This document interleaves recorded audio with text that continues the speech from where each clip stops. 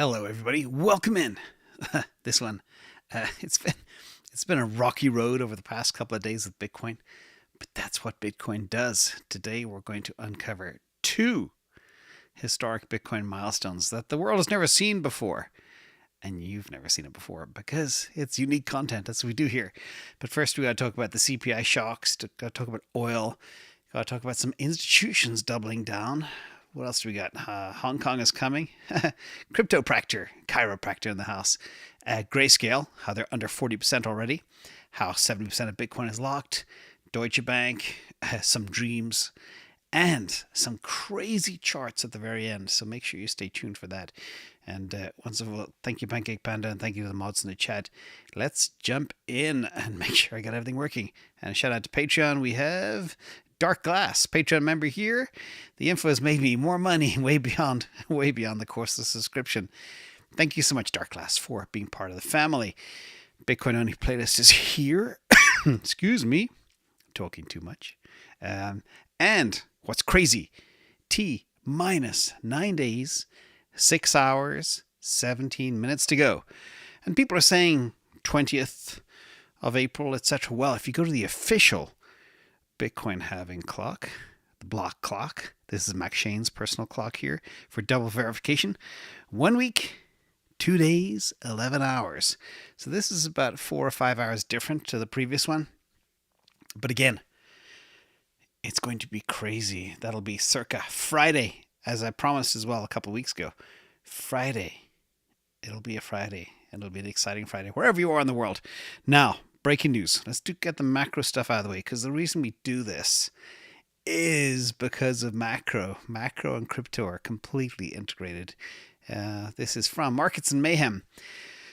US CPI data was released, but who really cares, because the government doesn't know how to measure stuff anyway. But anyway, markets do look at it. You can see that the actual CPI year over year is 3.5%. They forecasted 3.4%, previous to 3.2%. That means the trend is going up. That scares the markets. Year over year actual 3.8%. Forecast 3.7%, and month over month 0.4%, forecast 0.3%. Again, 0.1% delta across all the measurements, and it doesn't matter how you measure it, because the way they measure it is looking back about a year of data, not accurate data today. So again, it's all silliness. But the markets did respond. Markets tanked. S&P 500 fell. People wondering why? Well, we like that because that gives us a chance to buy. But the crazy thing is, right? Bitcoin fell too, but only briefly, and then rebounded, because they're probably wicking out some leverage longs. But remember, everybody, irony is not lost on me. Okay, inflation prints hot. Bitcoin goes down, okay? Bitcoin is the inflation hedge. Has been since the beginning of time, even though people say it doesn't really work at that. It has been for a long time, and always will be, because it's hard. It doesn't debase. And this is what drives CPI. This is what drives inflation. Gasoline prices, 40% of the CPI is driven by gasoline, fuel, because everything is made of fuel. Plastics, water bottles, tires on cars, the stuff to get around. It's all there. Anyway, this is a funny tweet as well from Bitcoin Munger. So let me get this straight. You are selling the greatest inflation hedge that ever existed after inflation comes in hotter than expected? Again, it makes no sense. But there's a few things in this video that will make no sense either. But we understand how to interpret the signals and the data, and that's what we do here. Now, let's talk about this. More institutions are in. Another one just came in literally an hour ago, less. But Signal Advisors reports that with the SEC that they own 20,571 shares of BlackRock Spot Bitcoin ETF. And there's a lot more coming, ladies and gentlemen. Not just them. Every day, because we're past that 90-day window, which I covered last week, more firms are going to come in. Okay, this is early. We're going up from here, but there's more. Guess who else is coming and has a lot more money than some of these firms? Hong Kong. This is from Bitcoin Archive and Bitcoin News. Hong Kong to approve Bitcoin ETFs next week from Reuters, and Hong Kong's SFC to approve the first Bitcoin ETF by April 15th. That's 5 days from now. And it looks like they will be trading 2 weeks later on the stock exchange per Tencent News. So obviously, Hong Kong has a sense of urgency. They know they need to be in before the halving, which is the 19th or 20th of April, and they're going to do that. When they start trading, I don't know, but they will need to be seeded. So the way these funds work is they buy their bags in advance when they know it's cheap, so they can issue shares after the fact. Expect Hong Kong money to flow in if it's not already in the next 5 days. That's how it works. Now, another crazy news too. Grayscale is now under 40% compared to all the 9 new ETFs of the total bag. And this is from the block. They are now bleeding so fast. And I know people are frustrated. They're saying, how come it just keeps on bleeding? They've lost half their Bitcoin. And I'll say it again. And I hope people get this because I've said it 100 times, but people still forget. I don't know why. But here it is, okay? In simple terms, I thought half, maybe 40% of GBTC was all the speculators that did the cash and carry trade back in 2020, sometimes even before. What that meant was they could literally buy Bitcoin, spot, and sell the Bitcoin shares until the shares went underwater and started selling at a discount. That's caused a huge part of the problem in the bear market last time around. That cash and carry trade looks like it was massive. More, probably half than the actual GBTC. So of the 641,000 Bitcoin that were in there at the beginning of the year, probably 320,000 of them were tied to this trade, maybe even more, because the selling is too extreme to be just people moving to a cheaper fund rate. Now, I do believe between, I don't know exactly, but probably 4-6 maximum will be this cash and carry trade. That means Grayscale will probably dump another 100,000 Bitcoin over the next 3 months, potentially. They've lost over 300,000 already, another 100,000 to go. So we are at the end of the most serious bleed, but we're still seeing some bad days. So beware of that. But the positive news about this is Bitcoin is absorbing it all. And IBIT and Fidelity have had 0 outflow days. That shows you how the demand is so strong. And remember, the Chinese are coming and institutions are coming. All right. And there's only going to be 450 Bitcoin a day to go around. There's not enough, nowhere near enough. I'm working on a separate analysis that shows you that whole perspective in simple charts. So stay tuned for that. It'll be out before the weekend. Now, that's the Grayscale Dumpage news. Sorry, people are upset. But remember as well, all right, we were expecting a $42,000 Bitcoin price last year. At the time of the halving, we are basically 70,000 now. We're 30,000 higher than we expected we would be. And that's all because of these ETFs. And these ETFs have sucked in a ton of money and all the dumpage from Grayscale. That is extremely positive news when you interpret all the data. Now, another news too, 70% of Bitcoin is now held for 1 year plus, despite all of the changes. There were a lot of long-term holder wallets in this Grayscale fund, which were out, but still, when you look at all the wallets, 70% still hold more than 1 year.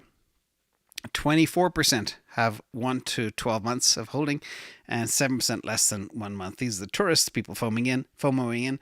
People didn't make it, and that's just how it is.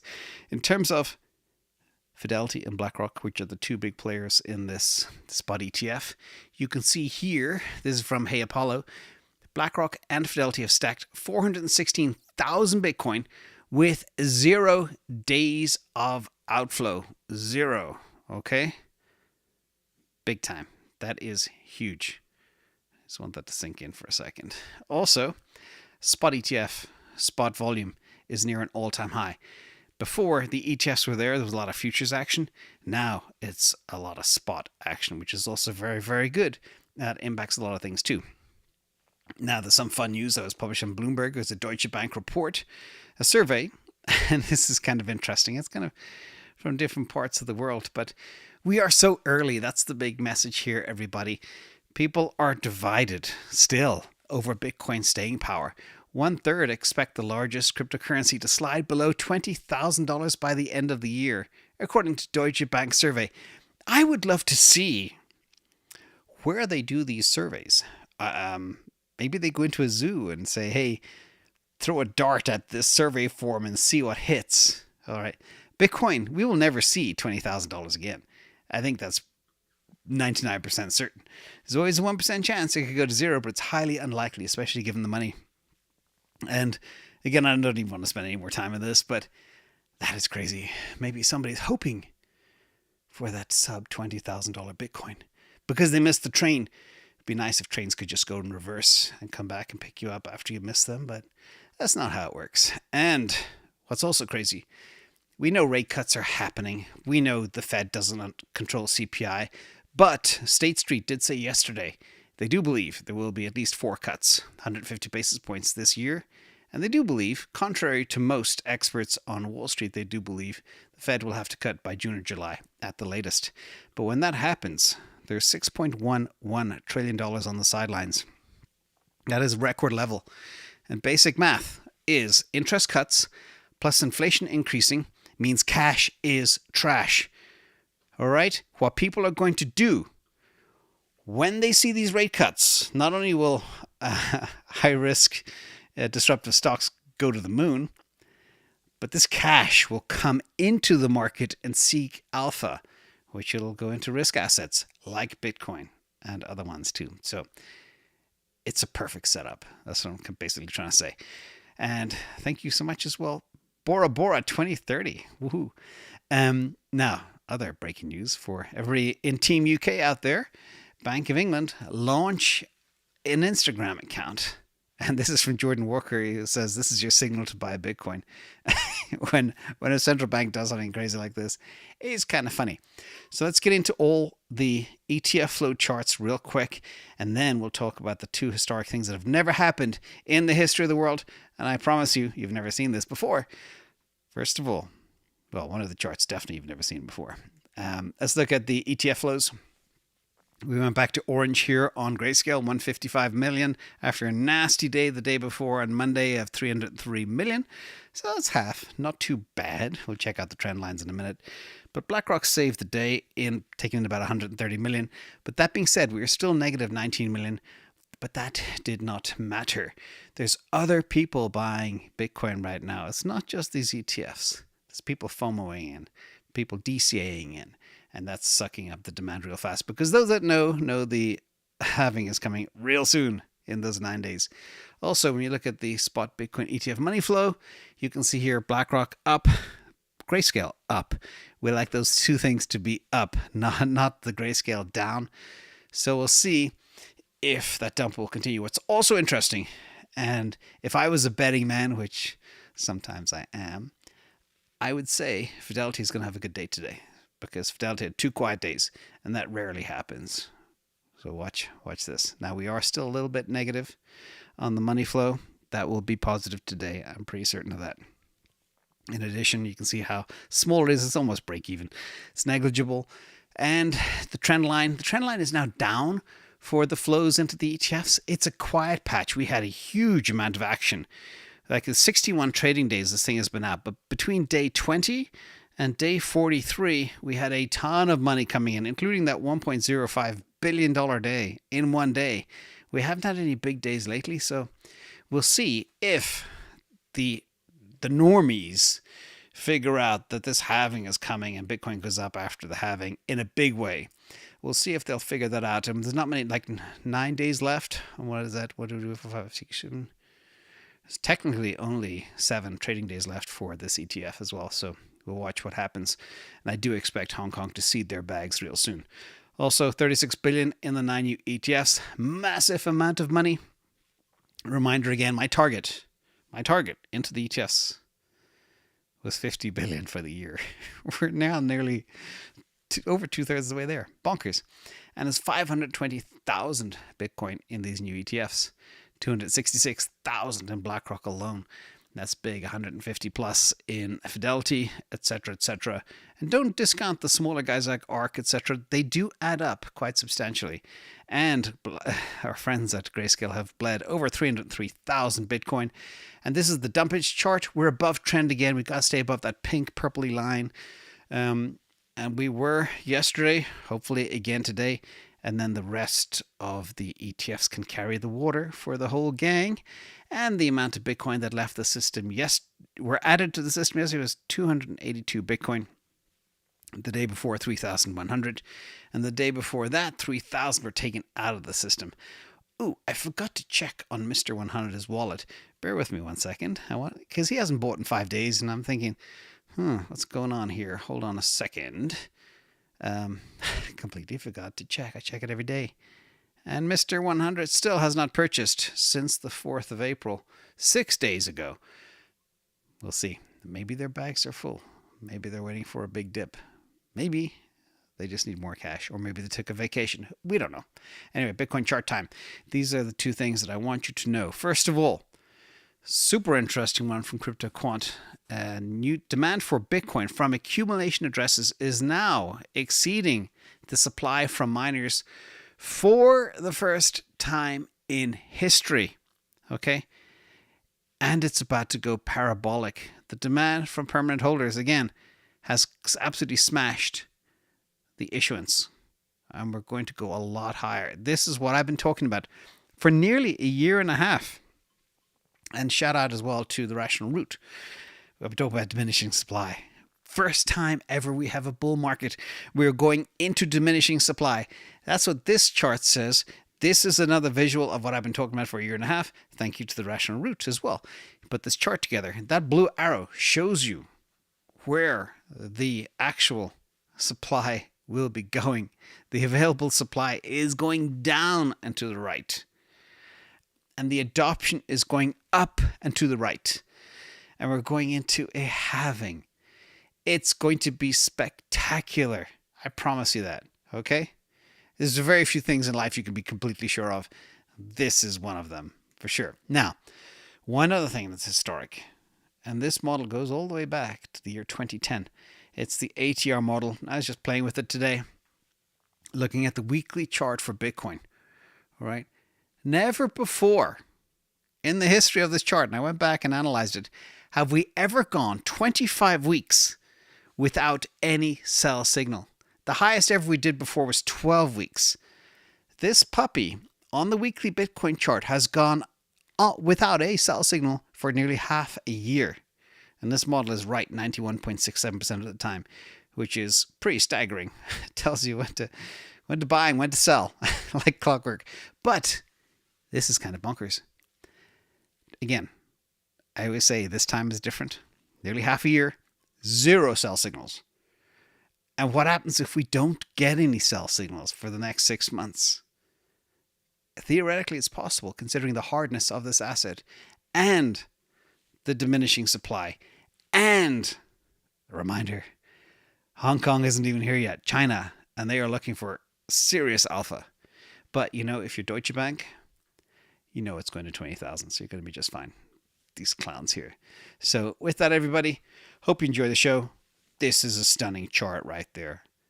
I'll tweet this out later as well and share it on Patreon and walk you through some other interesting statistics, which is bonkers. So thank you all for coming. Thank you to the mods in the chat. Hope you enjoy the show. Today I've got some development meetings today, so I will not be doing a second video. I will be working, but not on another video. So thank you all for coming. Thanks as well, Sean Donnelly and K8 and T&D Tesla. She must be still off in her birthday celebrations, probably playing golf. Thank you all for coming, and shout out to Mobbots and who did I miss? Bora Bora 2030, of course, one more time. I'll see you all later. Bye-bye.